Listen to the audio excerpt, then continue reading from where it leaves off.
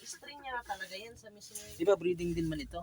Pero yun talaga, hindi na magbago. Hindi na magbago. Ano kaya yung strain yung sa Itong akin? Golden Hilos ko. Ganito man yun, no? Kulay niya, yellow. Pinapakain ko sa flower horn. Yan. Tuton? Tuton yan. Hindi na ginagalabas ang kulay niya masyado. Wala pa kasi, kailangan pa may i-groom pa talaga. Magkano ito, boss? Pabenta mo? Same lang yan sa dito sa 50. Ito, 550. Hindi ka nalugi sa 550 nito. Malaki naman kasi yun. Laki na masyado Rin. to. Sa 2 days ito. Sa token to, 1.5. Ha? Ito, sa 2 days.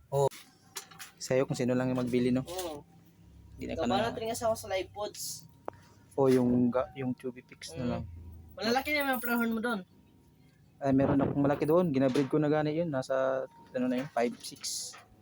Breed ka na rin. Pero yung una kong breed, namatay kay Kwan ba? Semipulmas. Nung one ko dati, yung itong gitry ko breed dati,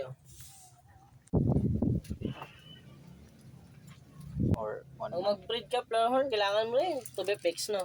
Pati dap niya. Wala man ang dap niya dito, no? Dap niya, marami dito. Ikaw ba? Dap niya, gakuan ako dap niya, pero gabi lang siya makuha sa akin. Gabi lang? Bakit gabi?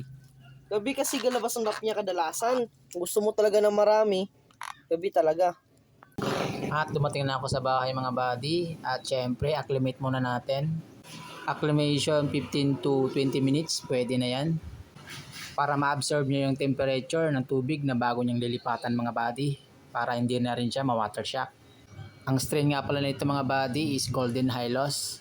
After 15 to 20 minutes mga buddy, pwede na natin siyang palabasin dyan sa plastic. At almost 20 minutes na din mga buddy, papalabasin na natin siya sa plastic. At hindi muna natin siya bigyan ng food mga buddy, bukas na natin siya papakainin.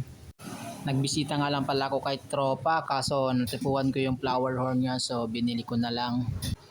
Drop cook din nga pala itong flower horn natin, pero okay lang yun, makakabawi din ito, mga ilang araw lang mga buddy. Ano kaya magandang pangalan dito sa kanya mga buddy? So hanggang dito na lang muna, happy fish keeping sa lahat, fish out.